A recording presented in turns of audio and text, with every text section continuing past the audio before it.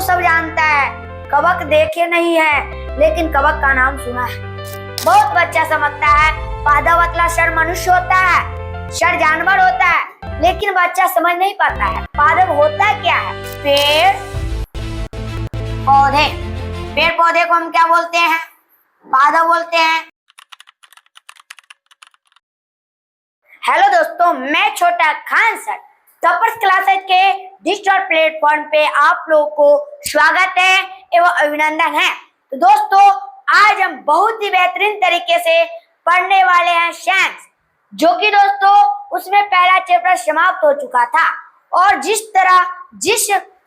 हम तेजी से जिस गति से हम दूसरा चैप्टर की ओर आए हैं, उसी गति से और अच्छे और बेहतर और नए अंदाज के साथ आज हम क्लास करेंगे।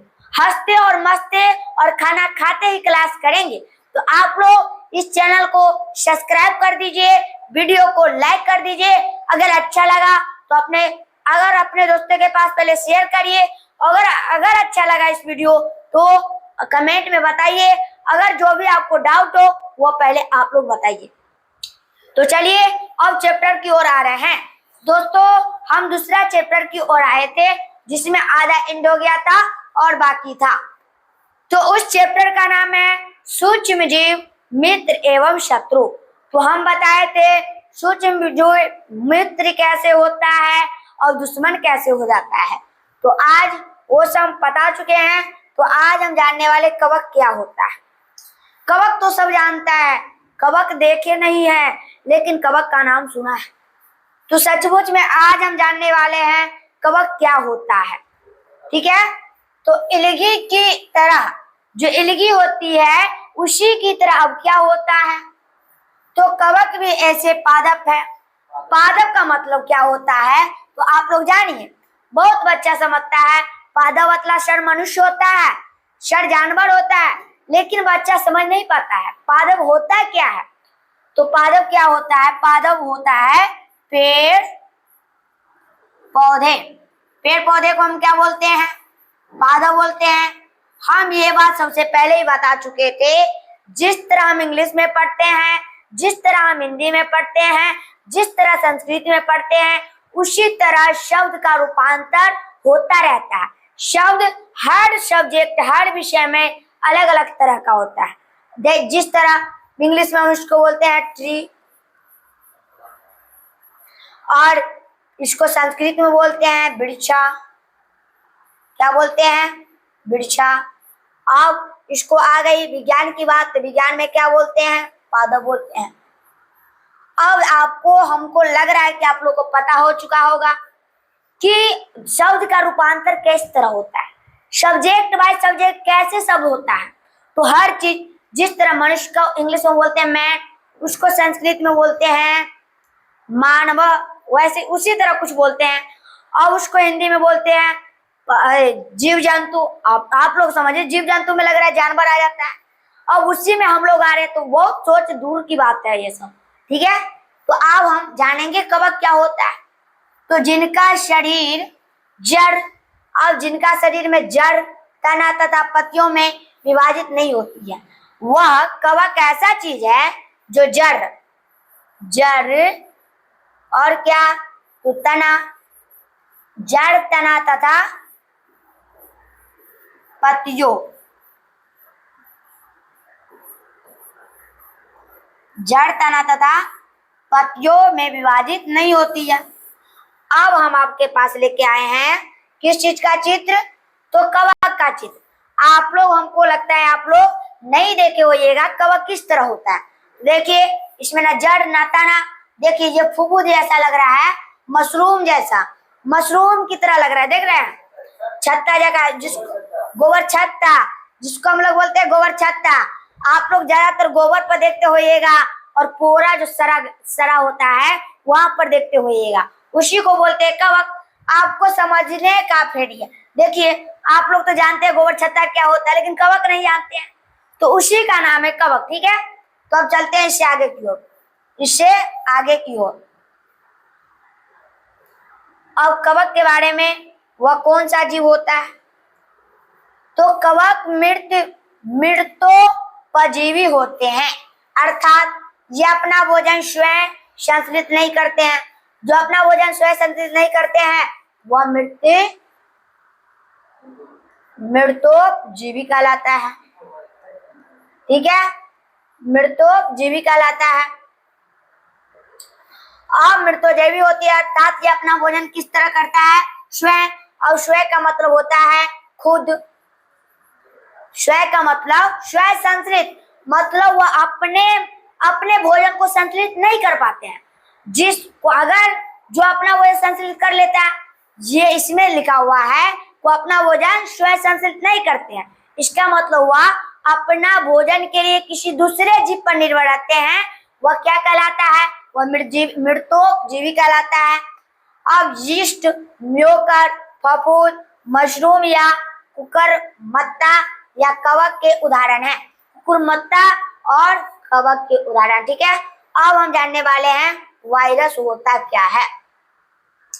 हम लोग बहुत आदमी के मुंह से सुने हैं वायरस हो गया, वायरस हो गया, लेकिन वायरस क्या होता है, वायरस किसे कहते हैं, जैसे कोरोना वायरस। अब हम इसी में जाने कोरोना क्या होता है, वायरस क्या होता है। दो शब्दों से बना है, कोरोना जो वायरस, अब उसी को बोल देते हैं कोरोना वायरस। अब इसमें वायरस दिया हुआ, ना कोरोना ना ही कुछ दिया हुआ है, इसमें डायरेक्ट क्या दिया है, वायरस। तो आज हम जानेंगे वायरस क्या होता है। सुने तो है लेकिन नहीं जानते वायरस क्या होता है। वायरस अधिसूक्ष्म ऐसे पदार्थ है जिनकी रचना पूर्ण जीवित कोशिका की तरह न होकर एक निर्जीव कण की तरह होती है। यह सजीव के तुलना में नहीं आता है, यह निर्जीव की तरह आता है, निर्जीव की तरह अपना काम करता है। ठीक है, निर्जीव कण की तरह होती है। यह जल, वायु, मिट्टी, जीवित प्राणियों के शरीर में पाए जाते हैं। अब हम जानेंगे हमारे शरीर तक वायरस कैसे आता है। वायरस है जो हमारे शरीर तक कैसे आता है। तो देखो, इस बात वेरी इंपोर्टेंट बातें हम बोल रहे हैं अभी, आप लोग सुनिएगा। तो कोई भी कंपटीशन में ये पूछता है हमारे शरीर तक वायरस कैसे जाता है, तो वायु। और वायु में हम ऑक्सीजन लेते हैं, और जो वायु ये निर्जीव हो गया, और उसी के कण में हमारे शरीर तक घुस जाता है। श्वास लेते हैं, ऑक्सीजन करते हैं ना, उसी के साथ वायरस चल जाता है। अब जो पानी पीते हैं हम लोग, उसी में भी वायरस होता है। मिट्टी को खोदते हैं, उसी में वायरस होता है। ये सब निर्जीव कण में होता है। ठीक है, अब जानेंगे प्रोटोजुआ क्या होता है। प्रोटोजुआ एक कोशिकीय जंतु है। प्रोटोजुआ है वो एक कोशिकीय जंतु है। अगर हम पूछ दे मानव कितने कोशिकीय जीव है, आप लोग कमेंट में बताइए मानव कैसा जीव है, तो ये हो जाएगा बहुकोशिकीय। क्या हो जाएगा, बहुकोशिकीय। कोशिकीय। ठीक है, अब देखिए एक कोशिकीय। एक बात याद रखना, पादप भी एक ऐसे जीव है, पादप भी ऐसे जीव है जो एक कोशिका से बना होता है। और सारे हो सकते हैं, लेकिन पादप भी उसमें आता है। वह एक कोशिकीय जीव है, उसमें एक ही कोशिका पाया जाता है। लेकिन हम लोग हैं, हमारे शरीर में कितना कोशिका से बना हुआ है शरीर, कोशिका से ही तो हमारा शरीर बना है। ठीक है, अब एक कोशिकीय जंतु है, इनका संपूर्ण शरीर मात्र एक कोशिकीय का बना होता है। अब प्रोटोजुआ में अधिक मात्रा में क्या पाया, प्रोटोजुआ असलियत में उसे क्या कैसे हम प्रभावित करते हैं, तो प्रोटोजुआ मृदु जल, समुद्री जल तथा अत्यधिक गीले मिट्टी में पाए जाते हैं।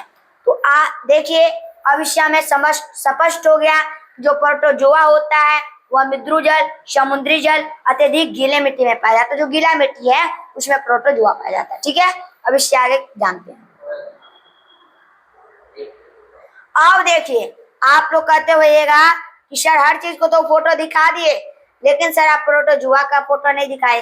देखिए इसमें लग रहा है हमारी आंखों जैसा पनकी है, ये पनकी है, लग रहा है ना, ये सब पनकी दिया हुआ है। देखिए ये हो क्या है, प्रोटोजुआ है। प्रोटोजुआ आप लोग लौकी की तरह लग रहा है कि बैगन की तरह, आप लोग बताइए। ये है, ये लौकी की तरह लग रहा है कि बैगन की तरह लग रहा है? किस तरह लग रहा है बताइए आप लोग? ये लौकी के तरह लग रहा है कि बैगन के तरह लग रहा है? हमको तो बैगन की तरह लग रहा है। आप लोग को किस जैसा लग रहा है? आप लोग बताइए। इसमें डंटी भी है, सांप जैसा, देख रहे हैं? सांप जैसा डंटी है, सांप जैसा। यह किस चीज का चित्र है? तो प्रोटोजुआ का चित्र है। ठीक है। अब अत्यधिक मात्रा प्रोटोजुआ क्या है? कौन सा पोषी है? ठीक है। तो अधिकतर प्रोटोजुआ परपोषी होते हैं। जो अधिकतर प्रोटोजुआ होता है वह परपोषी होता है, अर्थात यह अपना भोजन के लिए दूसरे जीवों पर निर्भर रहता है, या मृतोपपोषी, मृतोपजीवी या अपरजीवी का परपोषी का ये एक ही होता है। ठीक है। तो भोजन के लिए दूसरे जीवों पर निर्भर रहते हैं। अब अमीबा और पैरामीशियम प्रोटोजुआ का उदाहरण है। प्रोटोजुआ का दो उदाहरण है, अमीबा और पैरामीशियम। ठीक है। तो अमीबी पेशिज इंट अमीबा हिस्टोलिटिका नामक प्रोटोजुआ एक कारण होने वाला रोग है। वह एक कारण होने वाला रोग क्या है? इंट अमीबा हिस्टोलिटिका नामक प्रोटोजुआ के कारण होने वाले ये रोग है। ठीक है। क्या है? तो रोग है। अब पहले जोमोटियम क्या होता है? पहले जोमोटियम प्रोटोजुआ क्या होता है? इनके कारण मलेरिया नामक रोग होता है। अब हमको ये स्पष्ट हो गया मलेरिया क्या होता है। तो जो पैर फूल जाते हैं, जो मच्छर को काटने से मलेरिया हो जाता है, और वह किसके कारण होता है? तो पहली जोमोटियम प्रोटोजुआ के ये कारण होते हैं। ठीक है। अब जिस प्रोटोजुआ का वाहक मादा इनोफिलीज मच्छर, उसका मच्छर का नाम क्या है? तो मादा इनोफिलीज मच्छर होती है। ठीक है। देखिए आप जानिए मलेरिया क्या होता है। आज इस क्लास में पहले मलेरिया के बारे में समझेंगे। तो मलेरिया को मच्छर के काटने से होता है। तो कौन सा मच्छर को काटने से होता है? तो मादा इनोफिलीज मच्छर के काटने से होता है। अब ये क्यों होता है?